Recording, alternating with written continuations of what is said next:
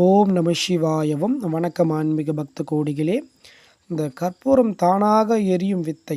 So நீங்கள் நிறைய இடம் பார்த்துருக்கலாம், பார்க்காமையும் போயிருக்கலாம்.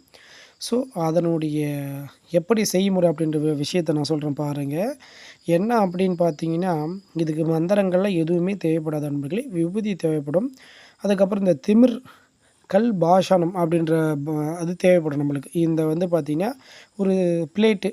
ஸோ அந்த பிளேட்டில் நீங்கள் விபூதியை பரப்புறீங்க. அந்த விபூதிக்குள்ளே இந்த திமிர் பாஷானம் இந்த கல்லை உள்ளே வைக்கிறீங்க. ஸோ வச்சிட்ட பிறகு ஒரு சபையில் எல்லாத்தையும் நீங்கள் காட்டிடலாம்.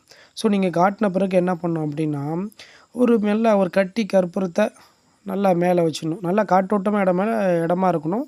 தரையில் கீழே பிளேட்டை வச்சிடணும். பார்த்தீங்கன்னா திடீர் என்று பார்த்தீங்கன்னா குபீர் என்று பற்றி எரியும்.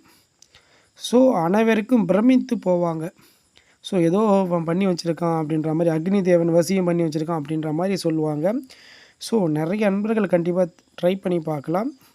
ஒரு தாம்பழத்தட்டு, திமிர் பாஷானம் அப்படின்ற ஒரு கல், அதன் பிறகு வந்து பார்த்திங்கன்னா கற்பூரம். ஸோ இதுதான் நீங்கள் அந்த விபூதிக்குள்ளே இந்த திமிர் பாஷான கல்லை நீங்கள் அதுக்குள்ளே வைக்கிறீங்க, மறைச்சி வைக்கிறீங்க.